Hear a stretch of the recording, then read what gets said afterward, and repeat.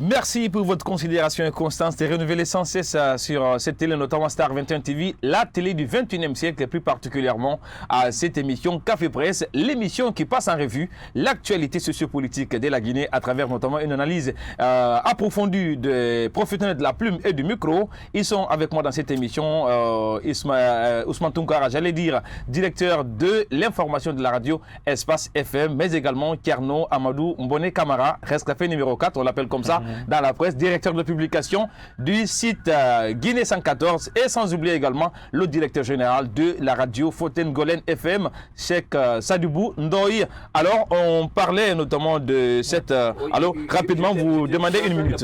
Oui, en une minute. En une minute. Oui, s'il doit y avoir un dialogue, je pense qu'il doit y avoir des concessions de part et d'autre. La question que moi je me pose est la suivante. Mais le FNDC est figé, est statique. Justement, c'est ça que je parle. Est-ce que si on veut réellement aller au dialogue, est-ce qu'il faut poser comme préalable qu'on retire la Constitution, qu'on retire l'Assemblée nationale? Parce que ça va être très compliqué, difficile, voire même impossible pour le cas d'en face d'accepter. Et surtout que le FNDC dit qu'on peut négocier. Je ne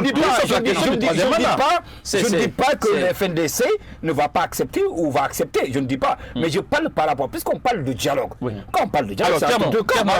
Il y a le cas du FNDC, il y a le cas de la mouvance. Et donc, si on doit faire du dialogue, il faut qu'il y ait des concessions de part et d'autre, qu'on puisse se retrouver autour de la table. On s'écoute. La crise qui est en train de miner la Guinée depuis 2010, je pense que il faut tout oublier. Il faut repartir avec un nouveau repère. Non, sincèrement, parce que si c'est prôner le dialogue dans ce pays, on a prôné le dialogue. Si c'est des concessions, il y a eu des concessions.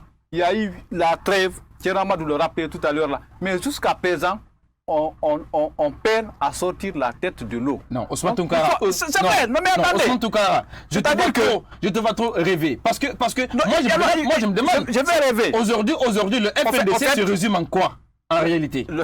Se résume en quoi? Le FNDC. Un mouvement, un front qui a tout perdu. Le FNDC se résume en quoi? Aux partis politiques qui suivent aux plateformes de la société. Et ces partis politiques, ils veulent l'accompagner pour son troisième mandat. Attendez, ce ne sont pas tous les partis politiques qui veulent l'accompagner. Mais ils sont tous en perspective, sincèrement. Bon, voilà. L'horizon est bouché pour le front. Bon, vous pouvez le dire comme ça. Mais moi, je pense qu'un combat comme celui que le FNDC est en train de mener depuis des mois ne se gagne pas en un seul coup. C'est un travail. Donc, il faut toujours continuer à espérer. Il faut toujours espérer. Alors, Kerno, c'est vrai. C'est vrai parce que vous avez un camp d'enfants, chacun a sa stratégie.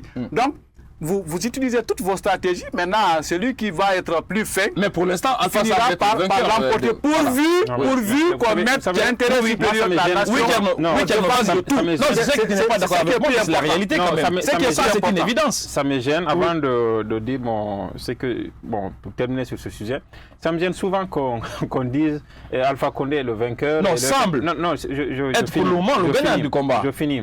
Il est gagnant du combat, le FNDC, c'est un peu plus important. Il n'est jamais gagnant du combat. Tôt ou tard, il va capituler. Par rapport au FNDC, là, quand même.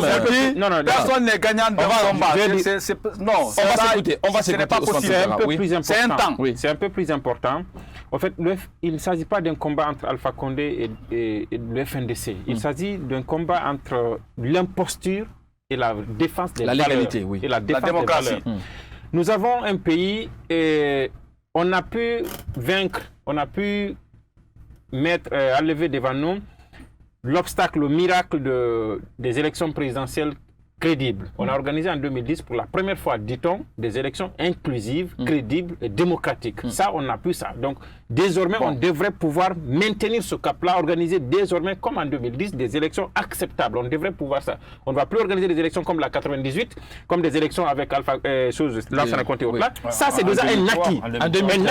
Un acquis à sauvegarder. Et on ne le sauvegarde pas parce qu'on est de l'opposition ou on est du RPZ. On le sauvegarde en tant que valeur républicaine. Ça, c'est un. La deuxième chose qu'on n'a pas encore obtenue, et qu'il faut avoir, et si on ne l'a pas avec Alpha Condé, on ne l'aura pas les 5, les 10, les 20 années à venir. C'est d'avoir le respect de la limitation des mandats. L'alternance démocratique. Et cette alternance-là, moi, ça me gêne que je vois que quand je vois les gens dire non, le FNDC a perdu. Non, ce n'est pas le FNDC qui aura perdu dans ce cadre. C'est le pays qui aura perdu l'opportunité ou alors l'obligation d'imposer à un individu, à un groupe de personnes, la volonté de changer pour se servir. Je pense qu'il y a cette nuance qu'il faut lever. Ce n'est pas le FNDC. Okay. Maintenant, pour revenir au FNDC, en une minute. En une minute. Ce n'est pas comme je l'ai dit dès le début, ce n'est pas la première offre de dialogue que le FNDC fait. Et au niveau du pouvoir... Non, le contexte n'est plus le même. D'accord, je suis d'accord. Le contexte n'est plus le même. Je suis d'accord. Voilà. Non, je suis d'accord. Mais n'oubliez pas que, et vous ne l'avez pas dit, lorsque l'ancien... enfin, il n'est pas encore remplacé, mais l'ambassadeur des États-Unis est décédé, la cérémonie organisée au palais Sékou Touré, dans son discours, il y a un bout de phrase dans le discours du président de la République qui a annoncé un dialogue inclusif pour des élections présidentielles participatives, c'est-à-dire que des élections inclusives qu'on appelle à venir. Il a fait cette offre. Donc on peut comprendre d'une certaine manière. Mais avec les partis politiques, non le FNDC. Je termine. En tout cas, il a dit inclusif. Voilà. Non, il a dit inclusif. Quand on dit inclusif, voilà, quand on dit élection, quand on dit inclusif, c'est qu'une participation de part et d'autre, il y a des appels au dialogue. Il y a des appels au dialogue. Pourquoi il n'est pas possible pour la défense de la République? Parce que le chef de l'État, on dit qu'il revendique 40 ans de lutte pour l'alternance, pour tout ce qu'il y a comme démocratie. Okay. De l'autre côté, on a des opposants qui disent qu'ils défendent la République. Malheureusement, on n'a pas de citoyens, on n'a que de militants. Quand on est du RPZ, on pense que tout ce qu'Alpha fait est bon. Rapidement, quand on est de l'opposition, on pense que tout ce que le FNDC fait est bon. Il n'y a pas malheureusement en Guinée des citoyens pour avoir un sursaut aujourd'hui pour dire à Alpha Condé, à son régime, qu'on ne peut pas accepter ce qui est en train d'être accompli. Et c'est là le problème. Maintenant, est-ce que c'est impossible aujourd'hui de mettre en place un cadre de dialogue, ne serait-ce que de faire parrainer ce cadre de dialogue. En un mot. Pourquoi ne pas avoir aujourd'hui un cadre de dialogue? Il a parlé tout à l'heure des dialogues dont on n'applique plus les résolutions. Pourquoi on ne met pas un cadre de dialogue? On met en place un gouvernement participatif pour la mise en place des conclusions de ce dialogue-là. Alpha Condé sortirait. Mais ça a été toujours le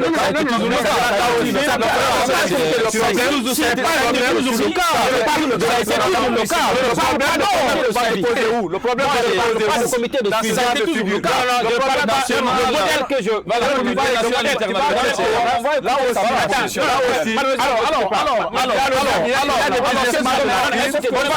on va s'écouter.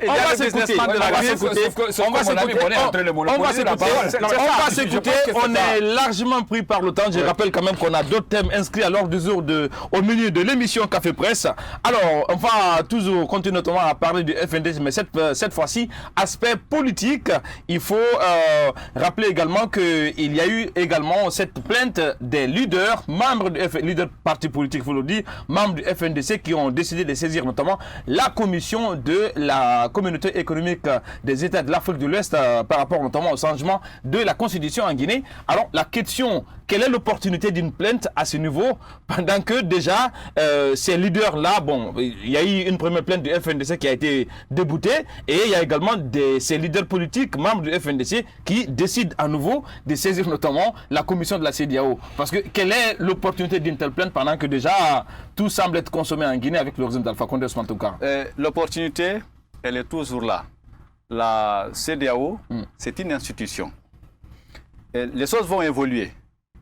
Je suis certain que même ceux qui ont porté cette plainte savent qu'ils ne vont absolument rien obtenir. Parce que voilà, mais attention. Donc on cherche l'aspect pédagogique. Attention, c'est la procédure par exemple judiciaire, sinon s'il vous plaît, c'est procéduriel, sinon s'il vous plaît, retour, s'il vous plaît, l'aspect pédagogique de la démarche, elle est assez importante.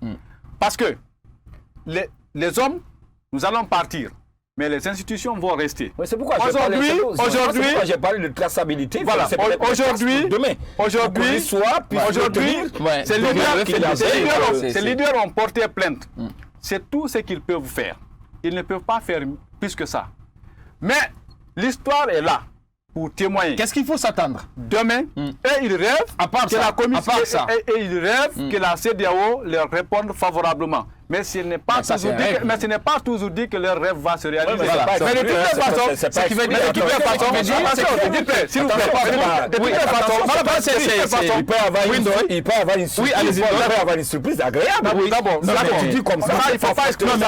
Vous rêvez. Vous rêvez. Vous avez vu la dernière vidéoconférence. Attendez, s'il vous plaît. Vous avez vu la dernière vidéoconférence. Sur ce plan, vous avez vu la dernière vidéoconférence que les chefs d'État de la CEDEAO ont organisée sur la crise malienne. Tous les présidents de la CEDEAO ont appelé au respect de l'ordre constitutionnel. Et je me dis qu'ils vont pas, Alpha ne va pas être dans la posture d'être contre IBK avec le M5 et les autres également ne vont pas être dans la posture d'aider le FNDC ou de l'opposition. C'est une affaire de business. Ah oui, justement. Je vais vous dire quelque chose. Je crois que quand vous ramenez le débat, c'est la cour des anciens présidents. Imam Diko leur avait dit la vérité en face que c'est un syndicat de chefs d'État. Les chefs d'État. C'est aussi simple que ça. Pourquoi l'opposition perd le temps? S'il vous plaît, mais c'est tout ce qu'ils peuvent faire. En fait, c'est pas parce que vous êtes en train de tordre le cou à la loi que moi aussi je vais le faire. Est-ce que vous voyez? C'est toujours bon parce que ces lois, c'est nous qui les avons. S'il vous plaît, les lois, c'est nous qui les avons élaborées. Donc nous les avons élaborés pour nous tous et contre les réfractaires. Les réfractaires, s'il vous plaît, s'il vous plaît. Donc c'est pas parce que quelqu'un d'autre est en train de tordre le cou à la loi que moi aussi je vais le faire. Parce que l'histoire est là. Justement, l'histoire est là. Déjà là demain, l'histoire retiendra que nous ont porté. Alors, Tierno, il ne suffit sur la question. Il y a cette question. Ce que je ne comprends pas, Ndoye, dans la démarche notamment de ces leaders membres du FNDC, c'est qu'ils portent plainte sur un changement ou sur une constitution sortie notamment du 22 mars, de tout le processus, étant donné que l'opposition ne reconnaît pas cette constitution. Est-ce que là, il n'y a pas une sorte de contradiction dans la démarche? Il y a un paradoxe quand même, c'est vrai. Il y a un paradoxe parce que c'est un véritable... On en a parlé tout à l'heure concernant le premier sujet. C'est-à-dire que c'est une constitution que le FNDC lui-même ne reconnaît pas. Ne reconnaît pas. Donc, vouloir porter plainte sur quelque chose que vous ne reconnaissez pas à la même constitution, je pense qu'il y a quelque part un paradoxe. Mais il faut savoir qu'est-ce qui est demandé. Qu'est-ce que la plainte qui est formulée, elle vise quoi? On parle de falsification. Falsification de la Constitution. Falsification entre le référendum lui-même et la promulgation de la même Constitution. De facto, on soutient le processus. Maintenant, oui, bon, je ne dis pas qu'on soutient le processus.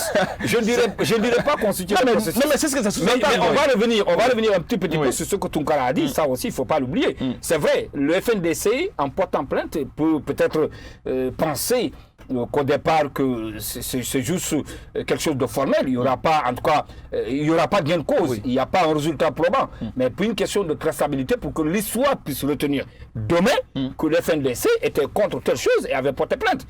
Maintenant, il faut revenir sur le contenu de la plainte, qu'est-ce qui a justement motivé le FNDC pour porter plainte, parce que ce n'est pas la première fois, c'est la deuxième fois, et peut-être ça ne sera pas aussi la dernière fois. Alors, qu'est-ce qui a motivé le Front National pour la défense de la Constitution à porter plainte contre la grosse question, parlant de cette plainte, c'est que je rappelle qu'à l'orée du double scrutin controversé du 22 mars, l'opposition avait saisi la CEDEAO par rapport au fichier électoral. La CEDEAO a fait une étude sur le fichier, ils ont fait des recommandations. Ces recommandations n'ont pas été respectées et qu'il y a eu référendum, notamment le 22 mars, on a eu tout ça. Et après, selon les informations, la CEDEAO, il y a une commission qui s'apprête à venir en Guinée dans le cadre notamment en prélude de l'élection présidentielle. Est-ce que l'opposition n'est pas en train de faire une sorte de promenade de santé du côté notamment d'Abuja?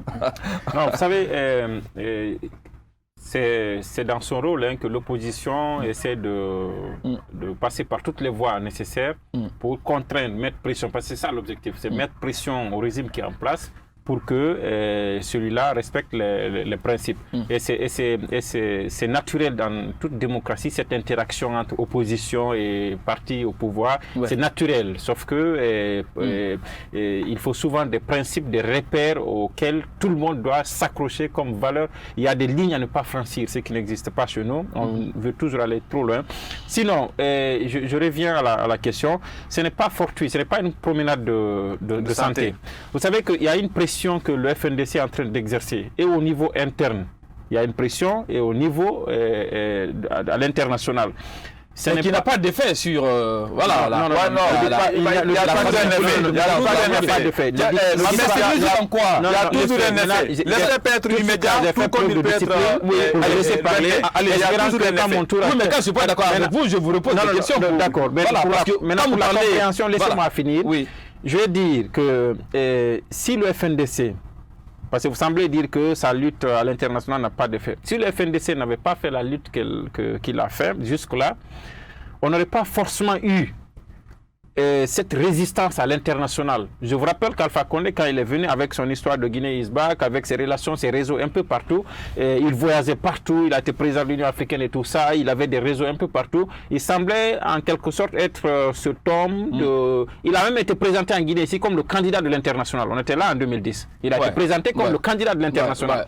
Réussir aujourd'hui à faire en sorte que il est l'image qu'il a aujourd'hui à l'international, en France, avec le président du Niger, qui est le président de la CEDEAO, avec d'autres chefs d'État et d'autres anciens chefs d'État, on se rappelle encore du passage de Soglo et des autres, pour que cette image-là puisse arriver, pour qu'elle puisse exister aujourd'hui, il a fallu que le FNDC mène sa lutte. Il ne faut pas l'oublier.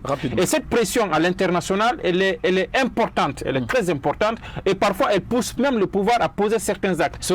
Sinon, vous vous souviendrez, le signalement du régime de Conakry au niveau de la cour de la CPI a poussé l'État guinéen, a poussé le régime à aussi réagir, à prendre des gens qui le... Bref, un mot sur la plainte. Maintenant, sur la plainte, qu'est-ce que la plainte demande? Vous n'avez pas rappelé, la plainte dit à la commission de la CEDEAO, de sanctionner la Guinée pour avoir violé... C'est vraiment utopique. Laissez-moi terminer. Pour avoir violé des principes communautaires. C'est quoi ces principes communautaires? D'abord, on ne falsifie, Alors, si tu permets, on va aller à la pause et je reviendrai à vous notamment pour terminer. Il faut rappeler tout simplement, vous, chers téléspectateurs de cette émission Café Presse, vous êtes notamment sur la télé de référence en Guinée et dans votre émission de prédilection Café Presse, une émission qui passe en revue l'actualité sociopolitique de la Guinée avec des confrères sur ce plateau. Mais nous revenons notamment dans cette émission pour parler de la suite de cette émission. Mais avant, on marque une courte pause et on revient juste après ça.